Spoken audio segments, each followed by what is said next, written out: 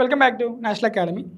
ഇന്നത്തെ ഒരു സെഷനിൽ നമ്മൾ ഡിസ്കസ് ചെയ്യുന്നത് സീനിയർ സെക്കൻഡറി NIOSലെ അക്കൗണ്ടൻസി എന്ന സബ്ജക്റ്റിലെ 13th ചാപ്റ്റർ ആയിട്ടുള്ള computer and computerised accounting system എന്നുള്ളൊരു ഭാഗത്താണ്.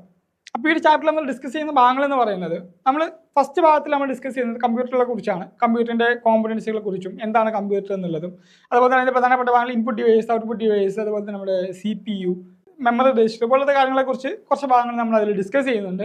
ശേഷം നമ്മൾ കമ്പ്യൂട്ടറൈസ്ഡ് അക്കൗണ്ടിംഗ് സിസ്റ്റം എന്ന് പറയുന്ന ഒരു ഭാഗത്തിലോട്ട് കടന്നു വരികയാണ്. കമ്പ്യൂട്ടറൈസ്ഡ് അതായത് മീൻസ് ഒരു കമ്പ്യൂട്ടറിൻ്റെ സഹായത്തോടെ നമ്മൾ അക്കൗണ്ടിംഗ് പ്രോസസ്സുകൾ ചെയ്യുന്ന ഒരു സംവിധാനമാണ് കമ്പ്യൂട്ടറൈസ്ഡ് അക്കൗണ്ടിംഗ് സിസ്റ്റം. നമ്മൾ സിമ്പിളായിട്ട് പറയുന്നത്. സോ അതിനെക്കുറിച്ചുള്ള ചെറിയ ഭാഗങ്ങളാണ് നമ്മൾ ഈ ഒരു ചാപ്റ്ററിൽ നമ്മൾ ഡിസ്കസ് ചെയ്യുന്നത്. സോ അതിൽ ഫസ്റ്റ് നമ്മൾ നോക്കാം role of computers in accounting.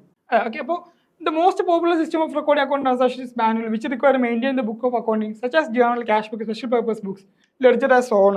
അതായത് നമുക്കറിയാം നോർമലി നമ്മൾ അക്കൗണ്ട്സിൻ്റെ പ്രോസസ്സ് നമ്മൾ കംപ്ലീറ്റ്ലി ചെയ്യുന്നത് എന്താണ്, അത് മാനുവൽ ആയിട്ടാണ് അല്ലേ. മാനുവൽ സിസ്റ്റം ആണ്. നമ്മൾ എന്ത് ചെയ്യുന്നു, ലെഡ്ജർ തയ്യാറാക്കുന്നു, ജേണൽ തയ്യാറാക്കുന്നു, മറ്റ് ഫിനാൻഷ്യൽ സ്റ്റേറ്റ്മെൻറ്റ്സ് നമ്മളെല്ലാം മാനുവലായിട്ട് നമ്മൾ ചെയ്യുന്നു.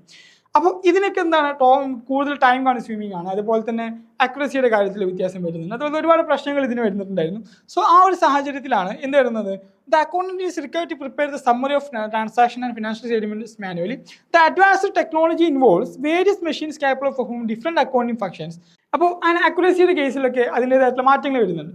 സോ ആ സാഹചര്യത്തിലാണ് നമ്മൾ അഡ്വാൻസ് ടെക്നോളജികൾ ഉപയോഗിച്ചിട്ട് നമ്മൾ എന്ത് ചെയ്യുന്നത്, ഒരു സോഫ്റ്റ്വെയർസ്, അതായത് ഇത് ചെയ്യാൻ പറ്റുന്ന കമ്പ്യൂട്ടേഴ്സിൻ്റെ സഹായത്തോട് കൂടിയിട്ട് ഈ പറയുന്ന കാര്യങ്ങളൊക്കെ ചെയ്യാൻ പറ്റുന്ന രീതിയിലുള്ള സംവിധാനങ്ങൾ കൊണ്ടുവരുന്നത്.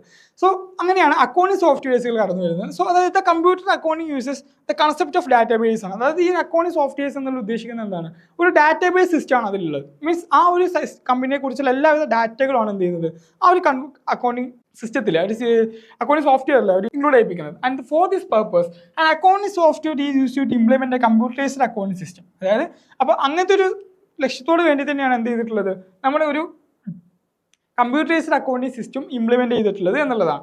And it does away the necessity to create maintain the journals, ledger etcetera which are essential part of the manual accounting. അപ്പോൾ ഈ ഒരു അക്കൗണ്ടിങ് സോഫ്റ്റ്വെയർസ് എന്തുകൂടി ചെയ്യുന്നുണ്ട്, ആ ഒരു മാനുവൽ അക്കൗണ്ടിങ്ങിൽ എസെൻഷ്യൽ ആയിട്ട് വന്നിരുന്ന ഈ ലെഡ്ജർ, ജേർണൽ പോലത്തെ കാര്യങ്ങളൊക്കെ എന്ത് ചെയ്യുന്നത് ആ ഒരു അക്കൗണ്ടിങ് സോഫ്റ്റ്വെയർസ് കൂടി നമുക്ക് ക്രിയേറ്റ് ചെയ്യാൻ സാധിക്കുന്നുണ്ട്. അതുപോലെ തന്നെ അതിലുള്ള ഫിനാൻഷ്യൽ സ്റ്റേറ്റ്മെന്റ് ആണെങ്കിലും മറ്റ് അക്കൗണ്ട്സ് റിലേറ്റഡ് എല്ലാ ഡീറ്റെയിൽസും എന്ത് ചെയ്യുന്നുണ്ട് നമുക്ക് ആ ഒരു കാര്യത്തിൽ നിന്ന് ഫെച്ച് ചെയ്യാനും പറ്റുമെന്ന് പറയുന്നുണ്ട്. അപ്പോൾ അതിനെ ഹെൽപ്പ് ചെയ്യുന്ന കുറച്ച് സോഫ്റ്റ്വെയർസ് നമുക്ക് അവൈലബിൾ ആണ്. Tally, cash manager, best books പോലത്തെ ഒരുപാട് സോഫ്റ്റ്വെയർസ് നമുക്ക് അതിൽ ഈ കാലത്ത് അവൈലബിൾ ആണെന്ന് പറയുന്നു.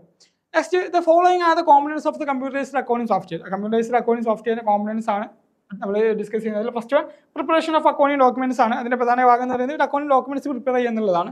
ശേഷം റെക്കോർഡിംഗ് ഓഫ് ട്രാൻസാക്ഷൻ ആണ്. എല്ലാ ട്രാൻസാക്ഷൻസ് റെക്കോർഡ് ചെയ്യുക എന്നുള്ളൊരു ഭാഗമാണ്. Next preparation of trial balance and financial statements. Financial സ്റ്റേറ്റ്മെന്റ്സും ട്രയൽ ബാലൻസും പ്രിപ്പയർ ചെയ്യുക എന്നുള്ളൊരു ഭാഗം കൂടിയാണ് അതിൽ വരുന്നത്.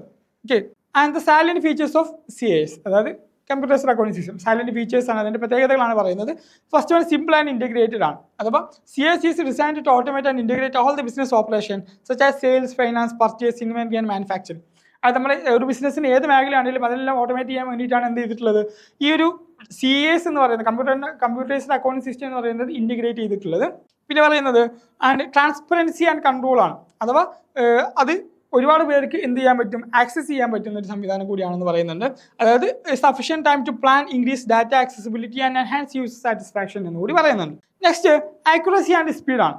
അഥവാ CAS provides user friendly templates, data entry screens and forms for fast, accurate data entry for the transactions, and it also helps in generalizing desired documents and reports എന്നാണ്.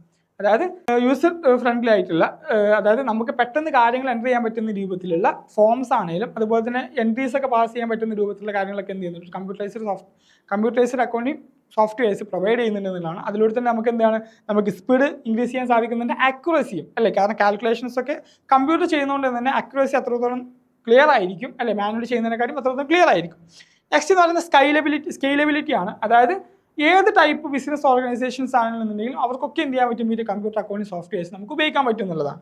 ഓക്കെ, അതായത് ഏതൊരു ടൈപ്പ്, സ്മോൾ ബിസിനസ് ആയിക്കോട്ടെ large business ആയിക്കോട്ടെ, ഏത് ടൈപ്പുള്ള കാര്യങ്ങൾക്ക് എന്ത് ചെയ്യാൻ പറ്റും, നമുക്ക് കമ്പ്യൂട്ടറൈസ്ഡ് അക്കൗണ്ടിംഗ് സോഫ്റ്റ്വെയർസ് നമുക്ക് ഉപയോഗിക്കാൻ സാധിക്കും എന്നുള്ളതാണ് അതിൽ പറയുന്നത്. അപ്പോൾ ഇതുപോലത്തെ കുറച്ച് കാര്യങ്ങളാണ് നമുക്ക് ഈ ഒരു ചാപ്റ്ററിൽ നമ്മൾ ഡിസ്കസ് ചെയ്യുന്നത്. അപ്പോൾ അതുപോലെ തന്നെ എക്സലിനെ കുറിച്ച് നമ്മൾ ഇതിൽ സംസാരിക്കുന്നുണ്ട്. എക്സലിൽ നമുക്ക് ചെയ്യാൻ പറ്റുന്ന അക്കൗണ്ടിംഗ് പ്രോസസ്സുകൾ എന്തൊക്കെയാണെന്നുള്ള കാര്യങ്ങളൊക്കെ നമ്മൾ ഇതിൽ ഈ ചാപ്റ്ററിൽ ഡിസ്കസ് ചെയ്യുന്നുണ്ട്. അപ്പോൾ ഈ ഒരു ക്ലാസ്സിൻ്റെ പൂർണ്ണ രൂപം നിങ്ങൾക്ക് ആക്സസ് ആവണമെന്നുണ്ടെങ്കിൽ നിങ്ങൾ ഉടനെ തന്നെ നാഷണൽ അക്കാഡമി ടീമായിട്ട് കോൺടാക്ട് ചെയ്യാം. അതിൽ നമ്മൾ കറക്റ്റ് വീഡിയോ ക്ലാസ് നമ്മൾ അതിൽ ഇൻക്ലൂഡ് ചെയ്യിപ്പിച്ചിട്ടുണ്ട്. അതുപോലെ തന്നെ അതിൻ്റെ നോട്ട്സും അതിൻ്റെ എക്സാം റിലേറ്റഡ് ആയിട്ടുള്ള ക്വസ്റ്റ്യൻസ് നമ്മൾ അതിൽ ഇൻക്ലൂഡ് ആണ്. അപ്പോൾ ഇതിൻ്റെ ഒരു പൂർണ്ണ രൂപം നമുക്ക് നമ്മുടെ നാഷണൽ അക്കാദമി ആപ്പിൽ നിങ്ങൾക്ക് അവൈലബിൾ ആണ്. ഓക്കെ, അപ്പോൾ നിങ്ങൾ ഉടനെ തന്നെ നാഷണൽ ടീമായിട്ട് കോൺടാക്ട് ചെയ്യാം. സോ നെക്സ്റ്റ് ക്ലാസ്സിൽ വീണ്ടും കാണാം. ഈ ക്ലാസ് വൈൻഡപ്പ് ചെയ്യാണ്. Okay, thank you.